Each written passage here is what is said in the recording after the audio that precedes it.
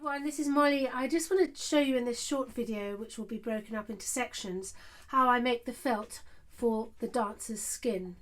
And I know you're all very experienced felters, which is great, but the skin needs to be reasonably thin. You don't want a great big thick bulky layer of felt for that. And so by showing you what I do, then we're all able to be in the same place. So excuse me, I've got a large pile of wool here, which is going to be my first layer, and then I have 3 other colours for the top, and then after I've laid out those layers, I'll be adding bits of fabric and texture into it. So I'm just going to remove these for the moment, and taking this, where are we? I think I'll leave you. This one over here, I'm just going to start over here, and I'm going to go up and down because I like to go across that way for the top layer. And I'm hoping you can see this, putting my wool down, and it's particularly fine. You can sort of see my black piece of plastic through the base of it. I'm overlapping it with the rest, going like that. And I'll be the first one to tell you I'm not the best felt maker when it comes to doing it this way. I'm sure you're all an awful lot better, so please bear with me. And so I'm going to take this layer right the way across, and then I will be doing the top layer, which I'll do in a bit more detail. Right, so I've got my first layer of wool fibres. As you can see, there are a few holes here, there and everywhere, but that doesn't matter at all. And I'm now just going to lay down in a rather random way the other 4 colours. So I'm going to start with a yellow, which is one of my favourites. And this layer is not going to be, as you can see, I don't want to put too much down. Just going to, whoops, maybe like that, maybe a bit more over here. There's no real rhyme or reason to what I'm doing, I just sort of put it down. Then I'm going to, I think, go for this lovely cerulean blue, which I love, my favourite colours. I think it's wonderful next to that yellow. Whoops, come on, there we go. And I will go on in this vein until I've got all the colours decided. I do like a bit of green. This is a bit of a surprise, you not perhaps expect this in here, but hopefully with the excuse me, the colours of the fabric that I'll be putting on later and a bit of yarn, it'll all pull it all together. Right, so I've laid out my colours on top. As you can see, very random. I put in this extra red because I thought it was all a bit blah, and some darker blues. And now I want to add some fabrics. This is a cotton lace, and I'm literally just going to tear it and throw that on. Comes up, just chuck that on there. And I've got another piece over here because I love this. I love the effect that lace has when you just put it randomly. I think I'll put it across some of those colours because that black will stand out really well. You're making a big piece of fabric. You won't use all of it by any means for your dancer, but by doing it this way, it just gives you plenty of scope for, for choosing the right sort of area of your felt. I don't want to go into too much details because I don't want to give you too many secrets. Now this is a silk dupion. It's shot, so it's got, you can peel off the red yarns from it and just sprinkle those on top. I say this is all really random, and then you've got this lovely mixture of black and red, just beautiful. And being silk, it should pull into the fibres, and if it doesn't, it'll just be a bit sort of bobbly, and you can always stitch it in, or I don't know, it sort of works anyway. And I've got another piece over here which is quite big. Let's see if I can peel off a bit more of that yarn. I think I'm going to split that one in 2 and spread that around like so. You can do some little circles, they work quite nicely like that in the felt. I'm sure you're all far better at this than me. This is a lovely fabric. It's actually a zari sari, very old, so you can see it just shreds very quickly, but it's got a metallic thread through it, which is very, very beautiful, and it's just the fibres just love it. I'll just pull it in. So there you go. So as long as you have lovely sheer natural fibres, you'll find that they go into the wool very well. I am rather rushing this. I would probably normally take a little bit more time over it. Then I've got, I hope you can see this, selection of, these are just tapestry yarns. One of my lovely friends gave them to me when they were giving up. And this is another thing I like to do, is just put little bits of that. You can, you know, coil them up. Oops. Make actual little coils. Put those in. I think I want to have a slightly lighter green, maybe. Just a bit of contrast. I don't have any blues.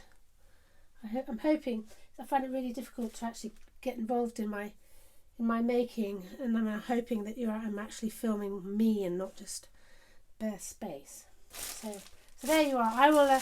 Oh, that's quite an interesting piece of. These are, most of the things I buy are just old scarves. I'm sure you do the same, and you just find them for nothing in the charity shops, and just, you know, they're brilliant. And I will bring some with me to my workshop. It's not so easy, obviously, coming from the UK. I can't sort of smuggle too much in with me, but I intend, you know, have a bag full of scarves and perhaps a sewing case. There we are. All right, as you can see, I like lots on it. So once that's there, the other thing you could put on top of here, before I carry on, is that you could tease out a silk hanky as well, and put a bit of dyed silk on top. That works beautiful, and you get all that lovely lightness from the silk fibres. And then I want to make sure obviously these stay in, and I'm just going to, I think I'll take this cerulean and just very lightly put a. Oh, trouble is, I'm sure you find when you work with your hands, they're all rough, and everything sticks to them. This happens to me anyway. But it doesn't matter if these don't all sort of stay in the wool at all, because once you've felted it, and we're going to felt it lightly, it's not going to be a pre-felt by any means, but it won't get past that, get to the fulling stage, because you want to leave some excuse me, a sort of you need to be able to full it at the end. So I will now wet this down really well, lots of soapy water, and I will do 100 rolls, turn it, 100 rolls, turn it, 100 rolls, turn it, 100 rolls. Not too hard, and then I'll have a look at it and I'll show you what should be about right by the time I've gone round it 4 times. There we go, and I'll show you the next bit.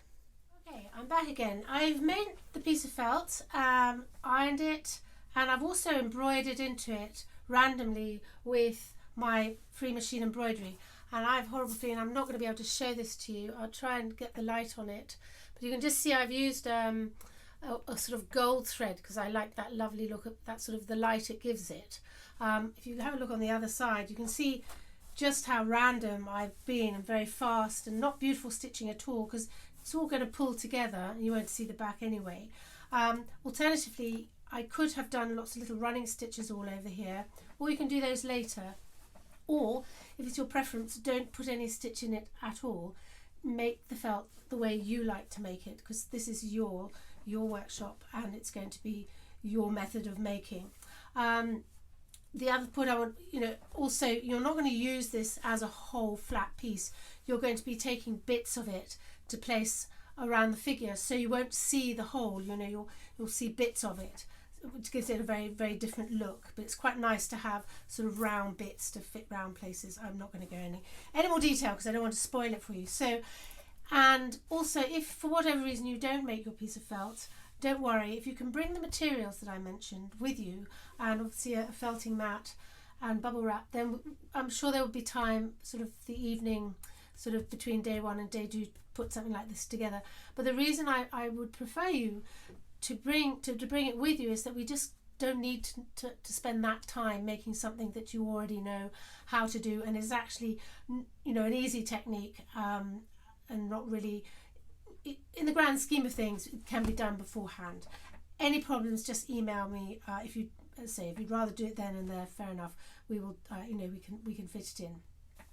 So you need your piece of felt or pieces of felt if you want to make 2 or 3 and you're not sure which one you want. So I'm going to just put that one to one side.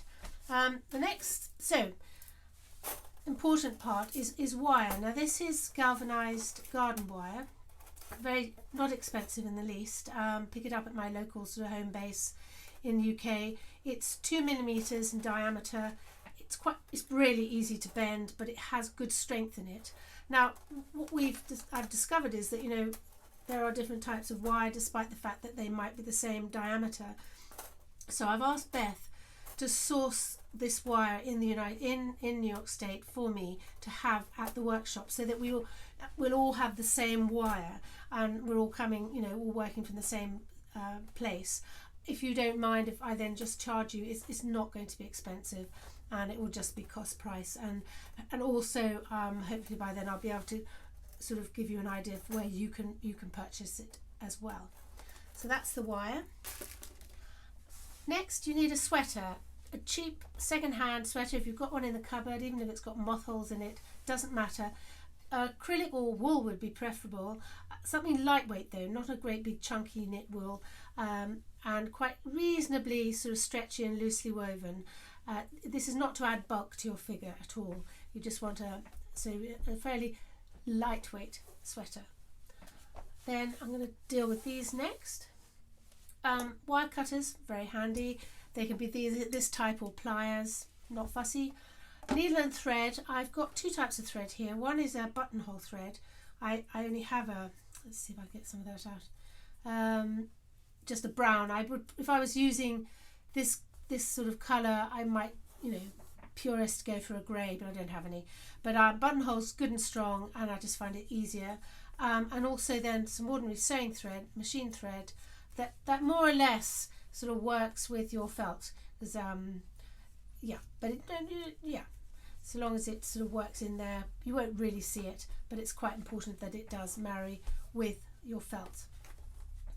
And then a nice pair of scissors, and I've got over here some embroidery scissors. These 2 are useful. In fact, on that point, don't bring your best scissors. I would advise, or if you have a pair of scissors that you use for cutting fine wire, then bring those. Right.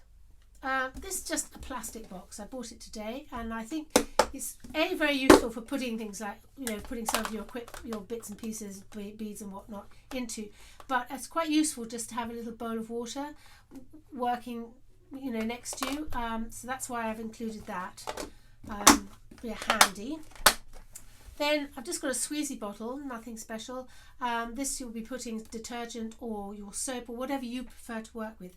But it does have to be quite sudsy at some time. I will also have detergent and soap in the workshop for you. For that, and for the same reason that hands are going to get really soapy and some people can react, these disposable gloves are also a useful purchase, and again I'm going to have lots of those available too. Right, done with you. Next, this is embroidery yarn. It happens to be cotton, and it's 6-stranded, so it's not chunky, but you certainly see it. But it could be a silk, or even a wool. Maybe not a wool, but I would say a silk. And you also need, this is beading wire, and it's 24 gauge, so it's very lightweight, but it does hold its shape very nicely. I've chosen gold probably to go with this because I've put gold in through my felt. However, depending on the colour of your felt, you may choose a different colour. It does need to sort of stand out a little bit, that's all I'm going to say. Alongside that, if you could find a barbecue skewer, this is one I've just cut off. You need one of those, and this is a piece of wire which is slightly thinner, so you need sort of 2 gauges of these. You maybe take barbecue skewer and a toothpick, that would be fine as well. Oh, I should have mentioned these earlier on, but you need felting needles, and these are size 36, and I find I do go through them, so maybe a dozen of these would be useful. I hope you won't use that many, but better to have more than you need. I've got some seed beads here. Again, they're more or less beads that will work with your felt. These over here are quite fun. These are just an example of bits and pieces of necklaces and bracelets that might go on your figure. You need one or two of these long pins with a glass top. And finally, an assortment, if you wish to stitch into it. These are just wool yarns, tapestry yarns, fantastic. I've also got some silk yarns that can go. So just you don't have to bring a lot, but you know, bring things that you can embellish with, let's put it that way. Right, finally, the base. Now this is an example of a little dancer. Let me see, you can see her. Go away.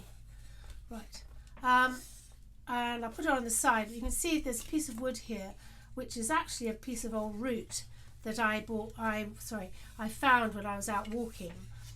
It's very lightweight, but so is she. Your figures are going to be a little bit taller than this, and the taller they are, the sort of slightly more, you know, if you have decide to have a very long leg, then you know you'll need a slightly firmer base. That's all I would say. And it's literally just got a hole in it, and you glue the figure in. And obviously this is something I will show you there and then, but it would be good to bring a base. You know, if you find a block of wood which is taking this as a shape, was maybe that size, so you've got a good inch and a bit thickness to it, nice and solid, because you want the wire from the foot to go right down in it. Any questions, give me a shout. Just to show you, there are other things that you can use. This is a gizmo that I picked up when I was at a gallery, and next door there was a flooring company, and they had these things which they used to put the planks on for the flooring, and they gave me some, and I've put dancers, you know, mounted dancers into this. So you can be creative. You might bring a few. In fact, I challenge you to bring a few, you know, maybe bring one idea for a base, and you know, we can have a discussion in the class. That would be a lot of fun, actually. Yes, so do that. And if you're not sure, then bring something very simple, maybe with something a bit more exciting, and that would form the basis of some really good conversation. And I've just forgotten the really important material. So this is a ball of wool which is going to marry with your felt skin, and you need probably about 50 grams. This is a 100-gram ball, which my wool comes in 100-gram balls, so you know, better to have more than you need. Yeah, so do bring that. Now I'm going to put all this onto an image and PDF and a list, so you'll have all this information. If there's absolutely any questions you have, please email me back. I'm more than happy to answer them for you. Yeah, and I'm really looking forward to this workshop and to meeting you all. So bye.